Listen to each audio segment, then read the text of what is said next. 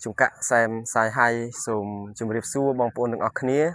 nhóm chmua mòn miến chỉ chuẩn triệt đàm cuối bạch chập bón cứ chỉ cân nặng cảm ca nó không xã cung sân song bạc cuối sam kỳ nhóm chmua chân lái nhóm bát chmua riêng rót nhóm chmua lên sọc chia cua nhóm chmua đá mà tên được không ca bộ ca xã cung cuối sam kỳ nỉ lớn đòi dương mưa khơi than được không hạ cung bỏ dương cứ đừng bao ca pra pra thạ bị ca tràn hay bị tràn cứ dương tờ rộp bị khang cài ở đây tha thực chơi bị khang cài chơi dương mưa khơi tha lùm hô ca pra xã cùng dương bàn đo tại chun khang cài chẳng dương miên xã cùng xăm pra vào dương cát láng nút dương được bàn chui một con xã cùng dương tiếng ca pra tiếng chấm nô chui khnia nộp là cầm cháy cứ dương bàn toàn pin bìa chắp ha hay nghi sùa dương ọt miên lệ khăn tràn đôi xã bàn khi khang cài thế nơi không cột bầm nonในการបង្កើតសហគមន៍នេះឡើងដើម្បី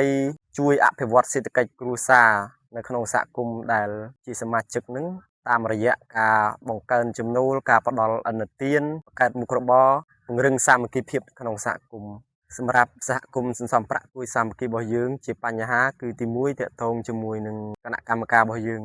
ដោយសារយើងមិនមែនជាអ្នកជំនាញផ្នែកលុយកាក់ផ្នែកហិរញ្ញវត្ថុកត់ត្រាទៅលើការសំប្រាក់ទាំងអស់នេះហើយមួយទៀតតកតងនឹងសមាជិកយើងគាត់អត់សូវយល់ពីលក្ខន្តិកៈរបស់សហគមន៍យើង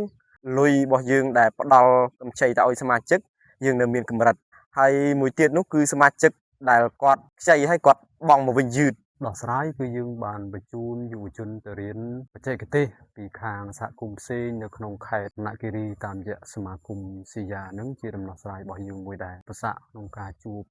ពេលដែលយើងផ្ដល់កម្ចីទៅកាន់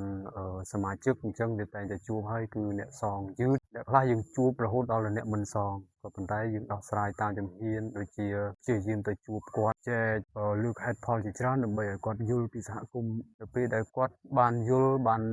ដឹងពីបំណងសហគមន៍ហើយអញ្ចឹងគាត់សងត្រឡប់ពួកយើងមិនត្រឹមតែផ្ដល់ដំណោះស្រាយជារបៀបថាកម្ចីជួបបញ្ហាអត់សងអីទេដូចជាការផ្ដល់ប្រាក់ឧបត្ថម្ភផ្សេងនៅពេលដែលពួកគាត់ជួបគ្រោះថ្នាក់មើលមិនឃើញនៅពេលដែលពួកគាត់មានសម្រាលនៅពេលដែលពួកគាត់ឈឺបន្តអាននោះគឺជាដំណោះស្រាយមួយដែរនៅក្នុងបញ្ហាតម្រូវការនៅក្នុងសហគមន៍របស់ពួកយើងមានខ្លះចូលរួមបានល្អច្រើនចំនួនក៏គាត់មិនសូវចូលរួមក៏ប៉ុន្តែមិនមានអ្នកអត់ចូលរួមទេនៅពេលដែលយើងចុះទៅដោះស្រាយហ្នឹងគឺដោយសារតែយើងដោះស្រាយសោតរបស់យើងគឺដោះស្រាយទៅតាមជំហានបើន័យថាធ្វើពីតូចទៅធំបាត់ពិសោធន៍កន្លងមកសម្រាប់ខ្ញុំបាទចូលរួមដោះស្រាយជាមួយនឹងសកម្មភាពសហគមន៍គឺមានការជួបធ្វើការសម្រុះសម្រួលណាត់សមាជិកជាមួយនឹងគណៈកម្មការក្នុងការជួបគ្នាក្នុងការដោះស្រាយបញ្ហាសហគមន៍ហើយក្នុងទៀតខ្ញុំបាទក៏បានធ្វើការតំណែងជាមួយគណៈកម្មការតំណាងដូចជាសមាជិកដើម្បីធ្វើការពិភាក្សាដោះស្រាយការងារសំខាន់ៗបន្តនៅក្នុងការងារសហគមន៍ផងដែរចំពោះការដាក់សំប្រាក់ជាលក្ខណៈសហគមន៍នេះខ្ញុំគិតថាល្អព្រោះអីវាអាចមានផលប្រយោជន៍ច្រើនដល់យើងនៅពេលដែលយើងដាក់ប្រាក់សំទៅក្នុងសហគមន៍វាអាចទទួលបានការហើយក៏វាជាផ្នែកមួយនៃការសំប្រាក់សម្រាប់ខ្លួនឯងផ្ទាល់ហើយមួយផ្នែកទៀតក៏